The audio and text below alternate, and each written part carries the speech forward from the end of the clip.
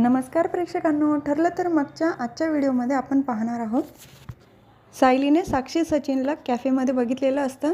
त्या दोघांचा ती व्हिडिओ काढून घेते, पण तिला खूप मोठा धक्का बसतो. त्याच वेळेला सचिनचं आणि साक्षीचं लक्ष सायलीकडे जातं. साक्षी पटकन सचिनचा हात धरून तिथून पळ काढते. त्या दोघांमागे सायली पण पळते, पण तिच्या हाती काही ते लागत नाही. गाडीमध्ये बसून निघून जातात. तर सायली अर्जुनला फोन लावते. अर्जुन मीटिंगमध्ये बिझी असल्यामुळे फोन रिसीव करत नाही. तर सायली लगेच पोलिसांना कॉल लावते. साक्षी महिपत शिकरी जिवंत आहे आणि मी स्वतः तिला बघितलंय. इन्स्पेक्टर विचारतात, तुम्हाला नक्की खात्री आहे की त्या साक्षी महिपत शिकरेच होत्या? पण हे कसं शक्य आहे? साक्षी शिकरे तर जिवंतच नाही आहे.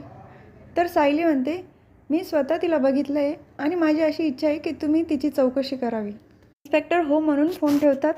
अर्जुनची मीटिंग संपलेली असते. त्याच वेळेला पोलिसांचा फोन येतो अर्जुनला.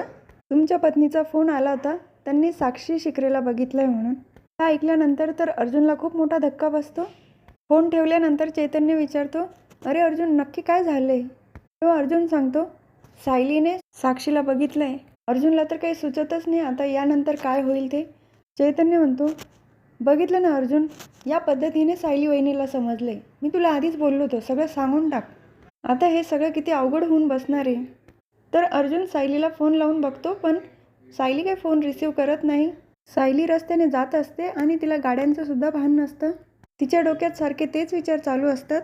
अस्मिता ताई जेव्हा घरी आल्या होत्या आणि सगळ्यांना ही बातमी कळाली होती की त्या प्रेग्नेंट आहे, तेव्हा सगळे किती खुश होते आणि अस्मिता ताईसुद्धा किती खुश होत्या. त्यानंतर त्यांच्या आनंदाला विरजण लागलं. ते सचिन भाऊजींचं अफेअर कळालं तेव्हा. या सगळ्या गोष्टी सायलीला आठवत असतात. त्याच विचारांमध्ये ती रस्त्याने सरळ जात असते. तर अर्जुन सायलीला शोधण्यासाठी बाहेर पडतो. तरी पण कॉल लावून बघतो, पण तरी देखील ती कॉल उचलत नाही. सायली ठीक तर असेल ना, ती मला सोडून तर नाही ना जाणार, असं चैतन्याला तो म्हणत असतो. तर चैतन्य म्हणतो, मी तुला आधीच बोललो होतो ना, सगळं सांगून टाक सायली वहिनीला. आता बघितलं ना काय होऊन बसले ते. अर्जुन परत फोन करून बघतो, पण सायली काही रिसीव करत नाही. त्यानंतर चैतन्य म्हणतो, थांब, आता मी कॉल करून बघतो. चैतन्य कॉल करतो, पण तरी देखील सायली रिसीव करत नाही. कारण ती तिच्या विचारांमध्येच असते ना, तिचं भान पण नसतं की फोन येतोय की काय. त्यानंतर दरवाजाजवळ येऊन थांबते आणि समोर अस्मिता आणि कल्पना काकू गप्पा मारत असतात. आणि अस्मिताच्या चेहऱ्यावरची स्माईल बघून सायलीला असं वाटतं की या गोष्टीबद्दल जर अस्मिता ताईंना काही समजलं तर त्यांच्या चेहऱ्यावरचा आनंद परत हिरावून घेतला जाईल. म्हणून आता या गोष्टीबद्दल काहीच नको सांगायला. अस्मिता खूप खुश असते, कारण कल्पना काकूंनी काही कपडे आणलेले असतात बाळासाठी. मम्मा, किती छान कपडे आणले, असं वाटतं कधी एकदा बाळाला घालेल. तेव्हा कल्पना काकू म्हणतात, अगं नाही, नवे कपडे नसतात घालायचे बाळाला, आधी जुनेच कपडे वापरायचे असतात. तेव्हा अस्मिता म्हणते, जुनेच कपडे घालायचे असतात, मग कशाला आणले तू एवढे कपडे?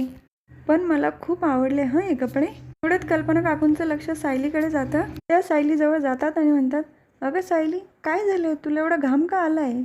ये बस. त्यानंतर ते सोफ्यावर बसवतात. तिथेच प्रिया पण असते आणि तिच्या लक्षात येतं की सायलीच्या तोंडाचं पाणी का पळालं आहे. हिने नक्कीच साक्षी आणि सचिनला तिथे बघितलं असेल. तर कल्पना काकू प्रियाला पाणी आणायला लावतात. सायली पाणी पिते.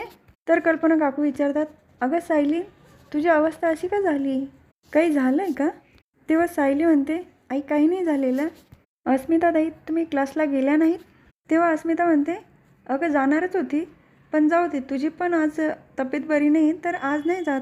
एक दिवस नाही गेलं तर काय होईल? सायली म्हणते, नाही ताई, असं करू नका, कारण सध्या तुम्हाला जास्त गरज आहे या क्लासची, तुम्ही तर गेलंच पाहिजे. तर अस्मिता जायला तयार होते, पण नेहमी जाताना कल्पना काकू तिच्याबरोबर जात असतात. तर सायली डोळ्यानेच खुणवून सांगते की तुम्ही जाऊ नका, मला बोलायचं तुमच्याशी. तर कल्पना काकू अस्मिताला म्हणतात, आज तू विमलबरोबर जाते का? कारण बघ ना, सायलीची तब्येत पण बरी नाही, तेव्हा मी घरी थांबायला हवं. तर प्रिया मनात विचार करते, असं काहीतरी करायला हवं की अस्मिताला परत आणता येईल.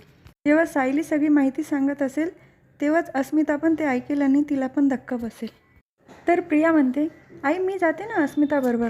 प्रिया दोघींचे पण फोन त्या एका पर्समध्ये ठेवते आणि ती पर्स मुद्दाम सोफ्याला अडकवून देते, जेणेकरून पर्सचं नाटक करून तिला परत घरी येता येईल. ही प्रिया आहे ना प्रेक्षकांनो, खूप शातीर आहे बरं का. तिचं डोकं अगदी वेगळंच चालत असतं कुठेतरी. तर तिथून अस्मिताला प्रिया घेऊन जाते. त्याच चैतन्य आणि अर्जुनमध्ये परत विषय चालू असतो की सायली कुठे चिडून निघून तर नसेल गेली. या वेळेला चैतन्य ड्रायव्हिंग सीटवर बसलेला असतो, कारण अर्जुनचं लक्ष लागत नाही ना, कारण सायलीला फोन लागत नसतो म्हणून. अर्जुन कल्पना काकूंना फोन लावून बघतो, सायली घरी आली का? तेव्हा कल्पना काकू हो म्हणतात. तर अर्जुन सुटकेचा निश्वास घेतो. तेव्हा कल्पना काकू म्हणतात, सायली घरी तर आली आहे, पण खूप अस्वस्थ आहे. तेव्हा तू पटकन घरी येतोस का? अर्जुन म्हणतो, हो मम्मा, मी लगेच येतो. तर दुसरीकडे साक्षी आणि सचिन कारमध्ये जात असतात. तेव्हा साक्षी म्हणते, सचिन तुझा फोन दाखव. तर सचिन म्हणतो, वेडी आहेस का तू? फोन कशाला हवा आहे तुला? तर साक्षी खूप चिडलेली असते. फोन दे सचिन, नाहीतर मी ही गाडी पेटवून देईल. आणि पेट्रोलची पूर्ण टाकी तर भरलेलीच आहे. हे ऐकल्यानंतर सचिन तर तिच्याकडे बघतच असतो. अगं साक्षी, हे काय बोलते तू? तर साक्षी तिथेच एक पाण्याची बॉटल असते, सचिनच्या डोक्यात मारते. तर सचिन बेशुद्ध होतो. साक्षी खूप हायपर झालेली असते. अरे सचिन, उठ ना, तुला जास्त लागलं तर नाही ना? तू फक्त माझा आहे सचिन, फक्त माझा आहे तू. त्याचा नक्की श्वास चालू आहे का नाही हे चेक करून बघते. सचिनचा श्वास चालू आहे म्हणून ती खुश होते. त्याचा फोन काढते आणि स्विच ऑफ करते, म्हणजे त्याला कोणाचाही फोन नको यायला, अस्मिताचा पण नाही आणि अर्जुनचा पण नाही. सचिन, तू फक्त माझा आहे आणि तुला मिळवण्यासाठी मी काहीही करू शकते. आता तुला माझ्यापासून कोणीच हिरावून नाही घेऊ शकत.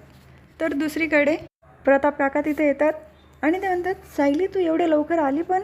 तेव्हा सायली हो म्हणते आणि कल्पना काकू सांगतात की सायलीला आपल्याला काहीतरी सांगायचं आहे, तिची अवस्था पण बघा कशी झाली ते. तर सायली सांगते, मी आज कॅफेमध्ये सचिन भाऊजींना बघितलं आहे आणि त्यांच्याबरोबर साक्षी महिपत शिकरे पण होती आणि ज्या मुलीबरोबर त्यांचं अफेअर चालू आहे ती मुलगी साक्षी महिपत शिकरेच आहे. हे ऐकल्यानंतर तर कल्पना काकू आणि प्रताप काका यांना तर खूप मोठा धक्का बसतो. तेव्हा प्रताप काका म्हणतात, अगं सायली, हे काय बोलते? साक्षी शिकरे तर मेली आहे ना? तेव्हा सायली म्हणते, हो बाबा, मला पण तेच वाटत होतं, पण मी स्वतःच्या डोळ्याने तिला बघितलं आज.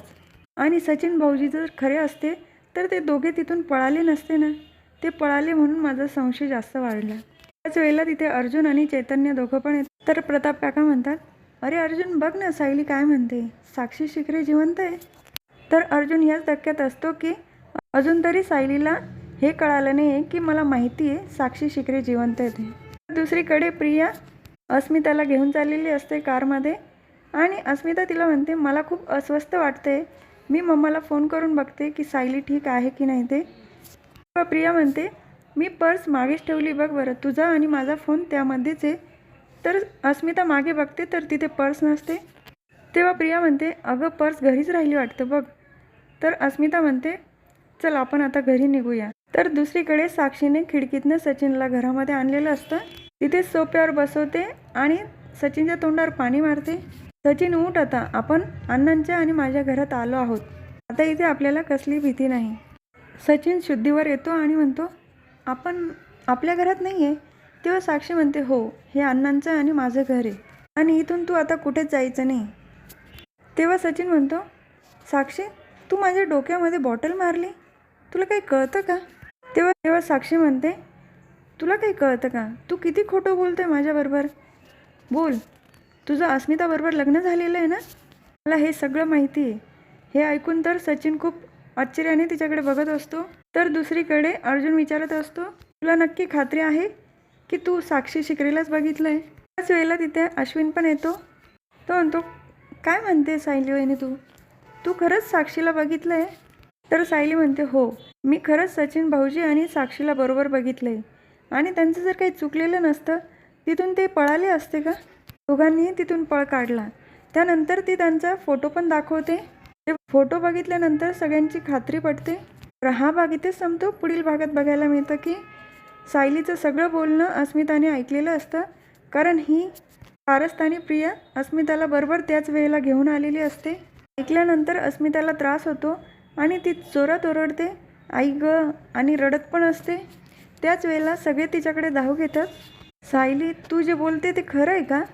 आणि ही चालाक प्रिया, तिच्या चेहऱ्यावर एक वेगळी स्माईल असते की बरोबर आता सगळ्यांना या प्रकरणामध्ये अडकवलं म्हणून. तिच्याबद्दल विचार करायला आता कोणाला वेळच मिळणार नाही. तर उद्या पुन्हा भेटूया, ठरलं तर मगच्या पुढच्या व्हिडिओमध्ये. तोपर्यंत माझ्या व्हिडिओला लाईक करा, शेअर करा, सबस्क्राईब करा, बेल आयकॉन दाबायला विसरू नका. Tata, bye bye and take care.